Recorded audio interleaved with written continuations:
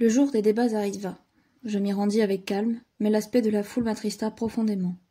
Je n'avais là aucun appui, aucune sympathie. Il me semblait que c'eût été une raison pour trouver du moins cette apparence de respect que le malheur et l'état d'abandon réclament. Je ne vis sur tous les visages qu'une brutale et insolente curiosité. Des jeunes filles du peuple se récrièrent tout de haut à mes oreilles sur ma bonne mine et ma jeunesse. Un grand nombre de femmes, appartenant à la noblesse et à la finance, étalées aux tribunes de brillantes toilettes comme s'il se fût agi d'une fête.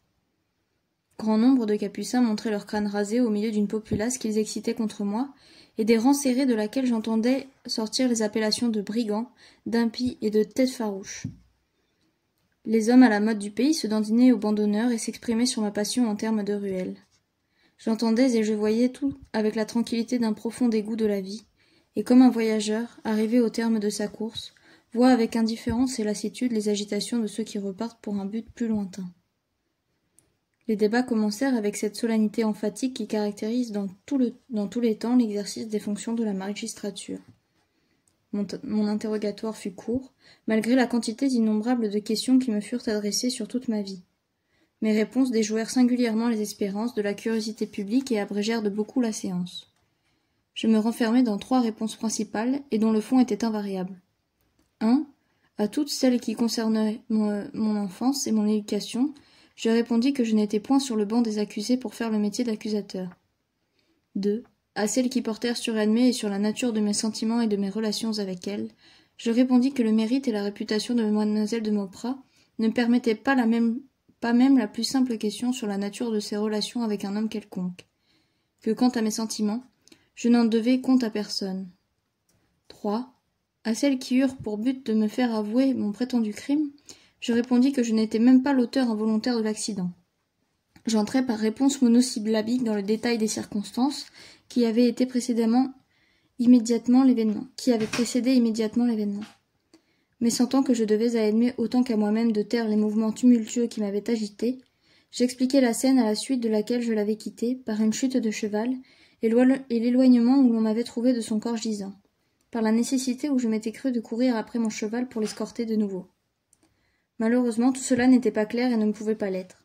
Mon cheval avait couru dans tout le sens contraire à celui que je disais, et le désordre où l'on m'avait vu autant que juste connaissance de l'accident n'était pas suffisamment expliqué par une chute de cheval. On m'interrogeait surtout sur cette pointe que j'avais faite dans le bois avec ma cousine, au lieu de suivre la chasse comme nous l'avions commencée. On ne voulait pas croire que nous nous fussions égarés, précisément guidés par la fatalité. On ne pouvait, disait-on, se représenter le hasard comme un être de raison, armé d'un fusil, attendant Edmée à point nommé à la tour Gazeau pour l'assassiner au moment où j'avais le dos tourné pendant 5 minutes. On voulait que je l'eusse traîné, soit par artifice, soit par la force, en ce lieu écarté pour lui faire violence et lui donner la mort, soit par vengeance de n'y avoir pas réussi, soit par crainte d'être découvert et châtié de ce crime. On fit entendre tous les témoins à charge et à décharge. À vrai dire, il n'y eut que Marcasse parmi ces derniers qu'on put réellement considérer comme tel. Tous les autres affirmaient seulement qu'un moine, ayant la ressemblance des Mauprat, avait erré dans la Varenne à l'époque fatale, et qu'il avait même paru se cacher le soir qui suivit l'événement. On ne l'avait pas revu depuis. Ces dépositions, que je n'avais pas provoquées, et que je déclarais n'avoir pas personnellement invoquées, me causèrent beaucoup d'étonnement, car je vis figurer parmi ces témoins les plus honnêtes gens du pays. Mais elles n'eurent de poids qu'aux yeux de M. E., le conseiller qui s'intéressait réellement à la vérité. Il éleva la voix pour demander comment il se faisait que M. Jean de Mauprat n'eût pas été sommé de se présenter pour être confronté avec ses témoins, puisque d'ailleurs il s'était donné la peine de faire constater son alibi par des actes. Cette objection ne fut accueillie que par un murmure d'indignation. Les gens qui ne regardaient pas Jean de Mauprat comme un saint n'étaient pourtant pas un petit nombre, mais ils étaient froids à mon égard et n'étaient venus là que pour assister à un spectacle. L'enthousiasme des cagots fut au comble lorsque le trappiste, sortant tout à coup de la foule et baissant son capuchon d'une manière théâtrale, s'approcha hardiment de la barre en disant qu'il était un misérable pécheur digne de tous les outrages, mais qu'en cette occasion, où la vérité était un devoir pour tous, il se regardait comme obligé de donner l'exemple de la franchise et de la simplicité en s'offrant de lui-même à toutes les épreuves qui pourraient éclairer la conscience des juges. Il y eut des trépitements de joie et de tendresse dans l'auditoire. Le trappiste fut introduit dans l'enceinte de la cour et confronté avec les témoins, qui déclarèrent tous, sans hésiter, que le moine qu'ils avaient vu portait le même habit et avait un air de famille, une sorte de ressemblance éloignée avec celui-là, mais que ce n'était pas le même, et qu'il ne leur restait pas un doute à cet égard. L'issue de cet incident fut un nouveau triomphe pour le trappiste. Personne ne se dit que les témoins avaient montré tant de candeur qu'il était difficile de croire qu'ils n'eussent point vu réellement un autre trappiste. Je me souvins en cet instant que, lors de la première entrevue de l'abbé avec Jean de Mauprat à la fontaine des Fougères, ce dernier lui avait touché quelques mots d'un sien, frère en religion, qui voyageait avec lui et qui avait passé la nuit à la ferme des Goulets.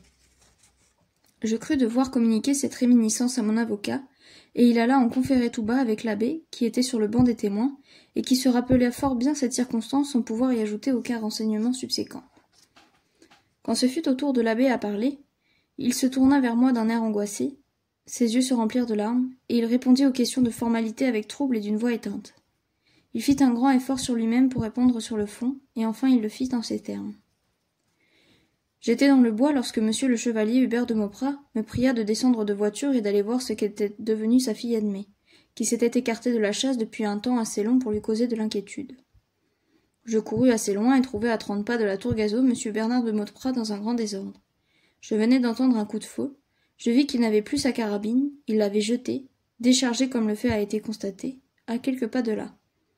Nous courûmes ensemble jusqu'à mademoiselle de Mauprat, que nous trouvâmes à terre percée de 2 balles. L'homme qui nous avait devancés, et qui était près d'elle en cet instant, pourrait seul nous dire les paroles qu'il a pu recueillir de sa bouche. Elle était sans connaissance quand je la vis. Mais vous avez su ponctuellement ces paroles de cette personne, dit le président, car il existe, dit-on, une liaison d'amitié entre vous et ce paysan instruit qu'on appelle Patience. L'abbé hésita et demanda si les lois de la conscience n'étaient pas ici en contradiction avec les lois de la procédure, si des juges avaient le droit de demander à un homme la révélation d'un secret confié à sa loyauté et de le faire manquer à son serment. Vous avez fait serment ici par le Christ de dire la vérité, toute la vérité, lui répondit-on. C'est à vous de savoir si ce serment n'est pas plus solennel que tous ceux que vous avez pu faire précédemment. Mais si j'avais reçu cette confidence sous le sceau de la confession, dit l'abbé, vous ne m'exhorteriez certainement pas à le révéler. Il y a longtemps, dit le président, que vous ne confessez plus personne, monsieur l'abbé. À cette remarque inconvenante, il y eut de la gaieté sur le visage de Jean de Mauprat, une gaieté affreuse qui me le représenta tel qu'autrefois je l'avais vu se tordant de rire à la vue des souffrances et des pleurs. L'abbé trouva dans le répit que lui causa cette petite attaque personnelle la force qui lui manquait sans cela. Il resta quelques instants les yeux baissés. On le crut humilié, mais au moment où il se redressa, on vit briller dans son regard la maligne obstination du prêtre. Tout bien considéré, dit-il d'un ton fort doux, je crois que ma conscience m'ordonne de taire cette révélation. Je la tairai. Aubert, dit l'avocat du roi avec emportement, vous ignorez apparemment les peines portées par la loi contre les témoins qui se conduisent comme vous le faites. Je ne les ignore pas, répondit l'abbé d'un ton plus doux encore. Et sans doute votre intention n'est pas de les braver. Je les subirai s'il le faut, répartit l'abbé avec un imperceptible sourire de fierté et un maintien si parfaitement noble que toutes les femmes s'émurent. Les femmes sont d'excellents appréciateurs des choses délicatement belles. C'est fort bien, reprit le ministère public. Persisterez-vous dans ce système de silence? Peut-être, répondit l'abbé. Nous direz-vous si, durant les jours qui ont suivi l'assassinat de mademoiselle de Mauprat, vous vous êtes trouvés à la portée d'entendre les paroles qu'elle a proférées, soit dans le délire, soit dans la lucidité de ses idées? Je ne vous dirai rien de cela, répondit l'abbé. Il serait contre mes affections et contre toute convenance à mes yeux de redire des paroles qui, en cas de délire, ne prouveraient absolument rien, et en cas d'idée lucide, n'auraient été prononcées que dans l'épanchement d'une amitié toute filiale. C'est fort bien, dit l'avocat du roi en se levant. La cour sera par nous requise de délibérer sur votre refus de témoignage en joignant l'incident au fond. Pour moi, dit le président en attendant, et en vertu de mon pouvoir discrétionnaire, j'ordonne qu'Aubert soit arrêté et conduit en prison. L'abbé se laissa emmener avec une tranquillité modeste. Le public fut saisi de respect, et le plus profond silence régna dans l'assemblée, malgré les efforts et le dépit des moines et des curés qui fulminaient tout bas contre l'hérétique. Tous les témoins entendus, et je dois dire que ceux qu'on avait subornés jouèrent leur rôle très faiblement en public, mademoiselle Leblanc comparut pour couronner l'œuvre. Je fus surpris de voir cette fille si acharnée contre moi et si bien dirigée dans sa haine. Elle avait d'ailleurs des armes bien puissantes pour me nuire.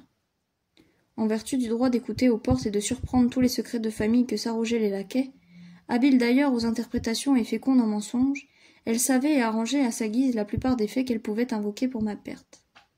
Elle raconta de quelle manière, 7 ans auparavant, J'étais arrivée au château de Sainte-Sévère à la suite de mademoiselle de Mauprat, que j'avais soustraite à la grossièreté et à la méchanceté de mes oncles. Cela soit dit, ajouta-t-elle en se tournant avec une grâce d'antichambre vers Jean de Mauprat, sans faire allusion au saint homme qui est dans cette enceinte et qui de grand prêcheur est devenu un grand saint. Mais à quel prix, continua-t-elle en se retournant vers la cour, ce misérable bandit avait-il sauvé ma chère maîtresse?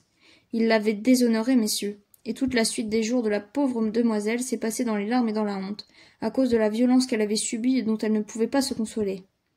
Trop fière pour confier son malheur à personne et trop honnête pour tromper aucun homme, elle a rompu avec M. de la Marche qu'elle aimait à la passion, et qu'il aimait de même. Elle a refusé toutes les demandes en mariage qui lui ont été faites pendant 7 ans, et tout cela par point d'honneur, car elle détestait M. Bernard. Dans les commencements, elle voulait se tuer, car elle avait fait aiguiser un petit couteau de chasse de son père. Et M. de Marcasse est là pour le dire, s'il veut s'en souvenir. Elle se serait tuée certainement si je n'avais pas jeté ce couteau dans le puits de la maison. Elle songeait aussi à se défendre contre les attaques nocturnes de son persécuteur, car elle mettait toujours ce couteau, tant qu'elle l'a eu, sous son oreiller. Elle verrouillait tous les soirs la porte de sa chambre, et plusieurs fois je l'ai vue rentrer pâle et près de s'évanouir, tout essoufflée, comme une personne qui vient d'être poursuivie et d'avoir une grande frayeur. À mesure que ce monsieur a pris de l'éducation et des manières, mademoiselle, voyant qu'elle ne pouvait pas avoir d'autre mari, puisqu'il parlait toujours de tuer tous ceux qui se présenteraient, espéra qu'il se corrigerait de sa férocité, et lui montra beaucoup de douceur et de bonté. Elle le soigna même pendant sa maladie. Non pas qu'elle l'aimât et l'estimât, autant qu'il a plu à M. Marcasse de le dire dans sa version, mais elle craignait toujours que dans son délire, il ne trahît devant les domestiques ou devant son père le secret de l'affront qu'il lui avait fait, et qu'elle avait grand soin de cacher par pudeur et par fierté. Toutes les dames qui sont ici doivent bien comprendre cela. Quand la famille fut passée l'hiver de 77 à Paris, M. Bernard redevint jaloux, despote, et fit tant de menaces de tuer M. de la Marche que mademoiselle fut forcée de congédier celui-ci. Après cela, elle eut des scènes violentes avec Bernard, lui déclara qu'elle ne l'aimait pas et ne l'aimerait jamais. De colère et de chagrin, car on ne peut pas nier qu'il n'eût d'amoureux comme un tigre, il partit pour l'Amérique, et pendant les 6 ans qu'il y passa, ses lettres le montrèrent fort amendé. Quand il revint, mademoiselle avait pris son parti d'être vieille fille, et elle était redevenue très tranquille. M. Bernard paraissait devenu, de son côté, assez bon enfant. Mais, à force de la voir tous les jours, et d'être sans cesse appuyé sur le dos de son fauteuil, ou de lui dévider les écheveaux de laine, en lui parlant tout bas pendant que son père dormait, voilà qu'il en était redevenu si amoureux que la tête lui en a parti. Je ne veux pas trop l'accuser, le pauvre malheureux, et crois que sa place est aux petites maisons plutôt qu'à la potence. Il criait et rugissait toute la nuit, et lui écrivait des lettres si bêtes qu'elle les lisait en souriant et les mettait dans sa poche sans y répondre. Au reste, en voici une que j'ai trouvée sur elle quand je l'ai déshabillée après le malheureux événement. Elle a été percée par une balle et tachée de sang, mais on peut encore lire assez pour voir que monsieur avait souvent l'intention de tuer mademoiselle. Elle déposa sur le bureau un papier demi-brûlé, demi-sanglant, qui produisait sur les assistants un mouvement d'horreur, sincère chez quelques-uns, affecté chez beaucoup d'autres. Avant qu'on le lût, elle acheva sa déposition et la termina par des assertions qui me troublèrent profondément, car je ne distinguais plus la limite entre la réalité et la perfidie. Depuis son accident, dit-elle, mademoiselle a toujours été entre la vie et la mort. Elle n'en relèvera certainement pas, quoi qu'en disent messieurs les médecins. J'ose dire que ces messieurs, ne voyant la malade qu'à de certaines heures, ne connaissent pas sa maladie comme moi qui ne l'ai pas quittée une seule nuit. Ils prétendent que les blessures vont bien, mais que la tête est dérangée. Je dis, moi, que les blessures vont mal et que la tête va mieux qu'on ne dit. Mademoiselle déraisonne fort rarement, et si elle est à déraisonner, c'est en présence de ces messieurs qui la troublent et l'effraient. Elle fait alors tant d'efforts pour ne pas sembler folle qu'elle le devient. Mais sitôt qu'on la laisse seule avec moi ou avec Saint-Jean, ou avec monsieur l'abbé, qui a fort bien pu dire ce qui en est s'il l'a voulu, elle redevient calme, douce, sensée comme à l'ordinaire. Elle dit qu'elle souffre à en mourir, bien qu'elle prétende avec messieurs les médecins qu'elle ne souffre presque plus. Elle parle alors de son meurtrier avec la générosité qui convient à une chrétienne et répète 100 fois par jour que Dieu lui pardonne dans l'autre vie comme je lui pardonne dans celui-ci. Après tout, il faut bien aimer une femme pour la tuer. J'ai eu tort de ne pas l'épouser, il m'aurait peut-être rendue heureuse, je l'ai porté au désespoir et il s'est vengé de moi. Cher Leblanc, garde-toi de jamais trahir le secret que je te confie. Un mot indiscret le conduirait à l'échafaud, et mon père en mourrait. La pauvre demoiselle est loin d'imaginer que les choses en sont là, que je suis sommé par la loi et par la religion de dire ce que je voudrais taire, et qu'au lieu de venir chercher ici un appareil pour les douches, je suis venu confesser la vérité. Ce qui me console, c'est que tout cela sera facile à cacher à monsieur le chevalier, qui n'a plus sa tête que l'enfant qui vient de naître. Pour moi, j'ai fait mon devoir, que Dieu soit mon juge. » Après avoir ainsi parlé avec une parfaite assurance et une grande volubilité, mademoiselle Leblanc se rassit au milieu d'un murmure approbateur, et on procéda à la lecture de la lettre trouvée sur Edmé. C'était bien celle que je lui avais écrite quelques jours avant le jour funeste. On me le présenta, je ne pus me défendre de porter à mes lèvres l'empreinte du sang d'Edmé, puis ayant jeté les yeux sur l'écriture, je rendis la lettre en déclarant avec calme qu'elle était de moi. La lecture de cette lettre fut mon coup de grâce.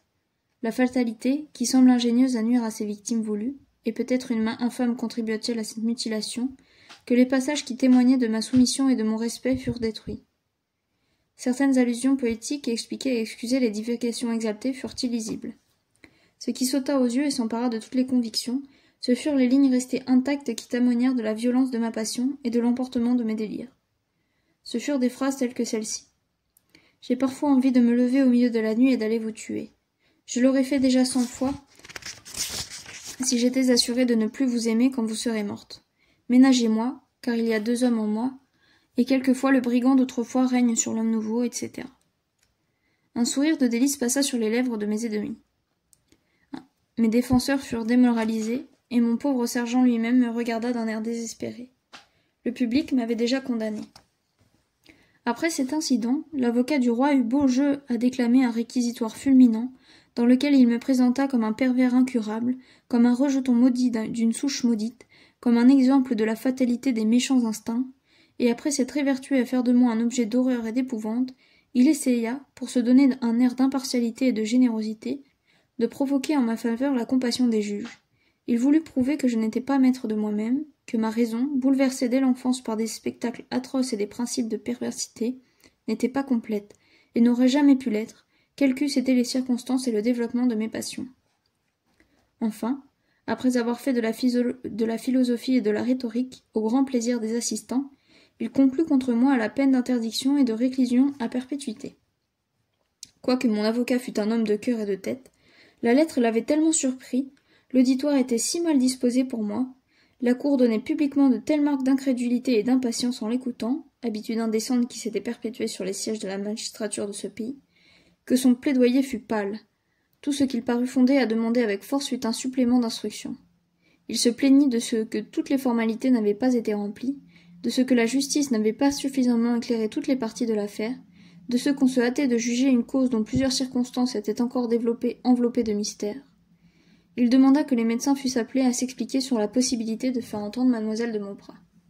Il démontra que la plus importante, la seule importante des positions était celle de Patience, et que Patience pouvait se présenter au premier jour et me disculper. Il demanda enfin qu'on fît des recherches pour retrouver le moine quêteur dont la ressemblance avec les Mauprat n'avait pas encore été expliquée et avait été affirmée par des témoins dignes de foi. Il fallait, selon lui, savoir ce qu'était devenu Antoine de Mauprat et faire expliquer le trappiste à cet égard. Il se plaignit hautement de ce qu'on l'avait privé de tous ses moyens de défense en refusant tout délai, et il eut la hardiesse de faire entendre qu'il y avait de mauvaises passions intéressées à la marche aveugle et rapide d'une telle procédure. Le président le rappela à l'ordre. L'avocat du roi répliqua victorieusement que toutes les formalités étaient remplies, que la cour était suffisamment éclairée, que la recherche du moine quêteur était d'une puérilité de mauvais goût, que Jean de Mauprat avait prouvé la mort de son dernier frère, arrivé depuis plusieurs années auparavant. La cour se retira pour délibérer, et au bout d'une demi-heure elle rentra, et rendit contre moi un arrêt qui me condamnait à la peine capitale.